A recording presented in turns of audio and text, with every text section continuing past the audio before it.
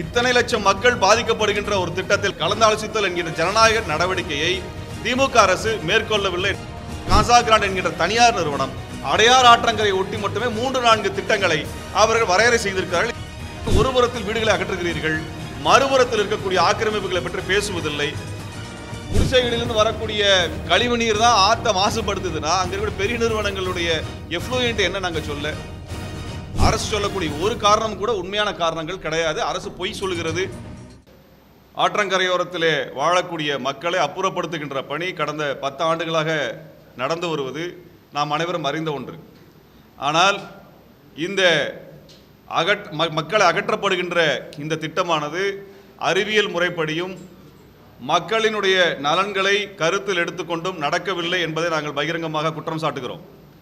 அறிவியல் முறைப்படி நடப்பதென்றால் ஆற்றின் கரைகள் முறையாக அளக்கப்பட்டு அந்த அடிப்படையில் எது ஆக்கிரமிப்பு, எது நதியின் கரை, எது ஆற்றினை பாதுகாப்பதற்கான வழிமுறை என்பது குறித்தான வெளிப்படையான எந்தவிதமான ஆய்வுகளும் திட்டமும் கலந்து ஆலோசிக்கக்கூடிய ஜனநாயக முறையும் நடக்காமல் மக்கள் அப்புறப்படுத்தப்பட்டு கொண்டிருக்கிறார்கள் என்பதை சமயத்திலே நாங்கள் குற்றச்சாட்டுகளாக முன்வைக்க விரும்புகிறோம்.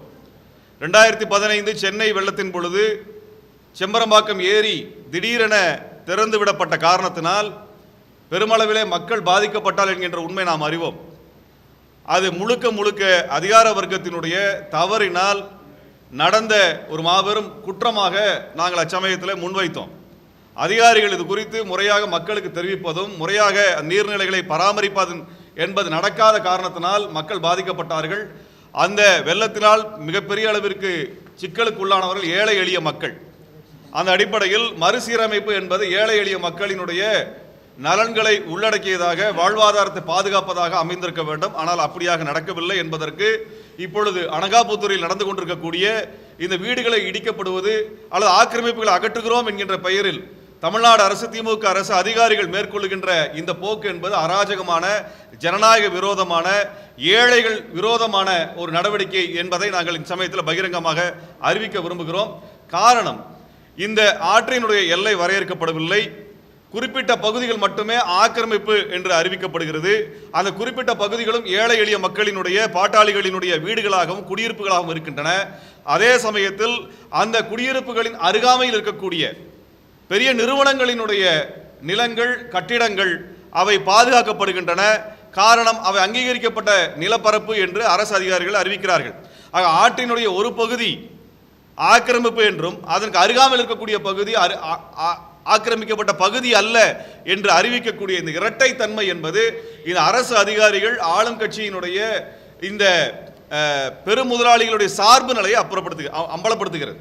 அவ பெரிய கம்பெனிகளுக்கு சாதகமாக இந்த திட்டங்களை வகுப்பதும் நதிகளின் எல்லையை அவர்கள் வரையறை செய்வதும் என்பது இப்பொழுது அம்பலமாகி இருக்கிறது. இதற்கான தொடர் போராட்டத்தை 2 ஆண்டுகளாக நடத்தியதற்கு பிறகு நேற்று தான் முதல் முறையாக சென்னை நதிகள் புனரமைப்பு நிறுவனம் என்ற ஒரு நிறுவனம் இருப்பதை வெளிப்படையாக அறிவித்திருக்கிறார்கள். இந்த நிறுவனத்தினுடைய ஜனநாயக தன்மை என்பது கேள்விக்குரியது. ஏனென்றால் சென்னை நதிகளை புனரமைப்பதில் அரசு அதிகாரிகள் மட்டுமே, அவர்கள் மட்டுமே முடிவெடுக்கக்கூடிய ஒரு கட்டமைப்பாக உருவாக்கப்பட்டிருக்கிறது.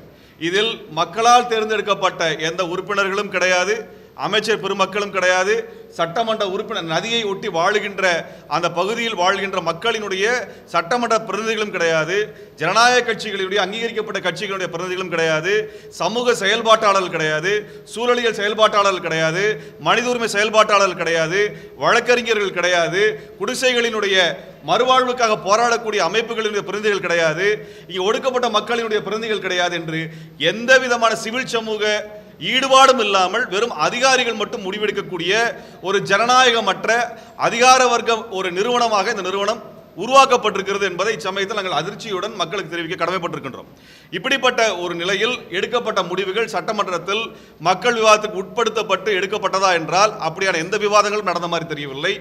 பொது விவாதங்கள் கலந்து ஆலோசிப்பது என்பது நடந்ததென்றால் அப்படியான திட்டங்கள் எடுக்கப்படவில்லை. பாலிசி மேக்கிங்கிலே பாரதிய ஜனதா கட்சி கல்வி கொள்கையிலே பாலிசி மேக்கிங்கில் கலந்து ஆலோசனை செய்யவில்லை என்று குற்றம் சாட்டுகிற நாம், தமிழ்நாட்டிலே இத்தனை லட்சம் மக்கள் பாதிக்கப்படுகின்ற ஒரு திட்டத்தில் கலந்தாலோசித்தல் என்கிற ஜனநாயக நடவடிக்கையை திமுக அரசு மேற்கொள்ளவில்லை என்பதை நாங்கள் பகிரங்கமாக குற்றம் சாட்டுகிறோம். இன்றைக்கு அனகாபுத்தூரில் நடந்து கொண்டிருக்கக்கூடிய வீடுகள் இடிப்பு, ஆக்கிரமிப்பு என்கின்ற பெயரில் இடிப்பதற்கு பல காரணங்கள் இருக்கின்றன. ஒன்று, அவர்கள் ஏழை எளிய மக்கள் கேட்பதற்கு நாதியற்றவர்கள், அவர்களை வெளியேற்றிவிட முடியும், அவர்கள் நட்டையீடு தர வேண்டியதில்லை, அவர்கள் எந்த விதமான வாழ்வுரிமை பாதுகாப்பும் தர வேண்டியதில்லை என்கின்ற அடிப்படையில் எதேச்சதிகாரமாக வெளியேற்றுகிறார்கள். அவர்களது குடியிருப்புக்கு அருகில் இருக்கக்கூடிய பெருநிறுவனங்கள், காசா கிராண்ட் போன்ற பெரிய நிறுவனங்களுடைய கட்டிடங்கள் இடிக்கப்படுவதில்லை, அவர்களுடைய திட்டங்கள், ப்ராஜெக்ட்ஸ் எதுவுமே இடிக்கப்படுவதில்லை. இன்னும் குறிப்பாக சொல்ல வேண்டும் என்றால், அந்த காசா கிராண்ட் என்கின்ற தனியார் நிறுவனம் அடையார் ஆற்றங்கரை ஒட்டி மட்டுமே 3-4 திட்டங்களை அவர்கள் வரையறை செய்திருக்கிறார்கள். இது எப்படி சாத்தியமானது என்கின்ற கேள்வியும் இச்சமயத்தில் முன்வைக்கின்றோம். ஆற்றின் ஒரு புறத்தில் வீடுகளை அகற்றுகிறீர்கள், மறுபுறத்தில் இருக்கக்கூடிய ஆக்கிரமிப்புகளை பற்றி பேசுவதில்லை. காரணம், அங்கே தனியார் நிறுவனங்கள், கல்லூரிகள், பெரிய பெருநிறுவனங்களுடைய திட்டங்கள் வருகின்றன. ஆகவே இந்த இரட்டை தன்மையை அம்பலப்படுத்துவதற்கான ஒரு ஊடக சந்திப்பாகவும், இந்த திட்டத்தினுடைய முழுமையான சட்ட ரீதியான அங்கீகாரம் என்பது இல்லை என்பதை அம்பலப்படுத்துவதற்காகவும் இந்த சந்திப்பை நாங்கள் நடத்துகிறோம். அதே சமயத்தில் உண்மையாகவே இவர்கள் ஆற்றை தூய்மைப்படுத்துகிறார்களா, அதற்கான நோக்கம் இருக்கிறதா என்றால் அப்படி எதுவும் இல்லை. அதற்குரிய அறிவியல் பூர்வமான நடவடிக்கைகளும் இல்லை என்பதையும் சூழலியல் செயல்பாட்டாளர்கள் இங்கே நம்மிடத்தில் பதிவு செய்ய இருக்கிறார்கள். ஆகவே இது மனித உரிமை சிக்கலாகவும் அரசியல் கோரிக்கையாக இது வலுப்பெற்று வரக்கூடிய காரணம் என்பது ஏழை எளிய மக்களினுடைய வாழ்வாதாரம் முற்றிலுமாக நசுக்கப்பட்டிருக்கிறது. அவர்கள் இந்த இடத்தில் அப்புறப்படுத்தப்பட்டிருக்கிறார்கள். நீர்வளத்துறையினால் ஒரு கல் நடப்பட்டிருக்கிறது. அந்த கல்லுக்கு மேற்புறமாக தான் மக்கள் குடியிருப்பு இருக்குது. இதுதான் வெளிப்படையான உண்மை. அப்போ மக்கள் ஆற்றங்கரையில் இல்லை.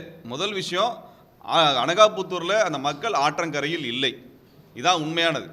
ஆற்றங்கரையில் யார் இருக்காங்கன்னா, இந்த மக்கள் இருக்கிற குடியிருப்புக்கு எதிர்ப்புறத்தில் இருக்கக்கூடிய மாதா இன்ஜினியரிங் கல்வி, மாதா பொறியியல் கல்லூரி இருக்குது, காசா கிராண்ட் இருக்குது, எதிர்ப்புறத்தில் காசா கிராண்ட் இருக்குது, அதுக்கு அருகாமையிலும் காசா கிராண்ட் இருக்குது. 2 ப்ராப்பர்ட்டி இருக்குது. அதுலேருந்து 1 கிலோமீட்டர் இன்னொரு காசா கிராண்ட் ப்ராப்பர்ட்டி இருக்குது.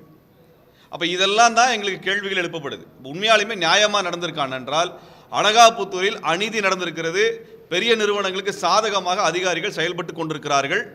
இது பிரச்சனை பெருசாயிடக்கூடாது, பெருசாவதற்கு முன்பாகவே எல்லா வீடுகளும் இடிக்கப்பட வேண்டும் என்கின்ற நோக்கத்தில் மட்டும்தான் அரசு செயல்படுகிறதே ஒழிய, நீதி வழங்க வேண்டும் என்கின்ற நோக்கத்தில் அரசு செயல்படவில்லை என்று பகிரங்கமாக நாங்கள் குற்றம் சாட்டுகிறோம்.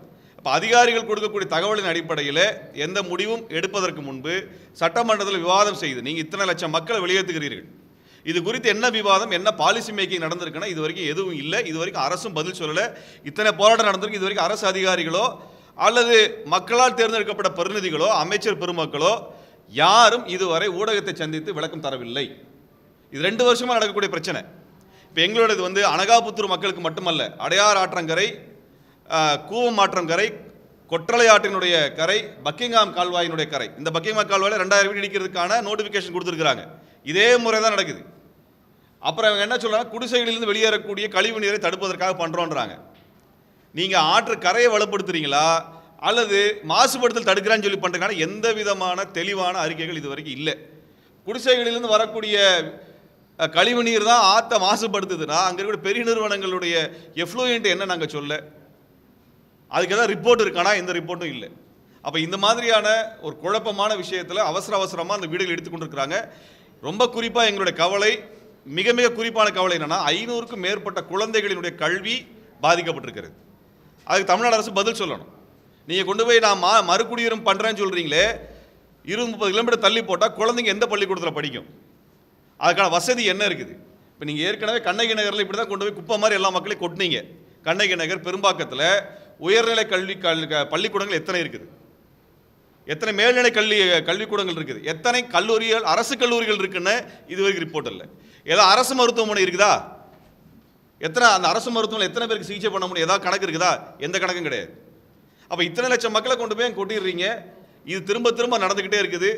அதனால் எங்களுடைய கேள்வி என்பது, இது முறையாக நடக்கவில்லை. ஆக மக்களிடத்தில் நாங்கள் தெரிவித்துக் கொள்வது என்பது, இது நேர்மையாக நடக்கலை. அரசு சொல்லக்கூடிய ஒரு காரணம் கூட உண்மையான காரணங்கள் கிடையாது. அரசு பொய் சொல்லுகிறது என்பதை தான் நாங்கள் சொல்ல வேண்டியது இருக்கிறது. ஆகவே நாங்கள் இது குறித்து எந்த விதமான விளக்கமும் அளிப்பதற்கு தயாராக இருக்கின்றோம். நீதிமன்றத்தில் மட்டுமல்ல, மக்கள் மன்றத்தில் மட்டுமல்ல, ஊடகத்தில் பதில் சொல்ல தயாராக இருக்கிறோம். இதுபோன்ற செய்திகளை மேலும் தெரிந்து கொள்ள எங்களது யூடியூப், ஃபேஸ்புக் மற்றும் ட்விட்டர் ஆப்களை சப்ஸ்கிரைப் செய்யவும்.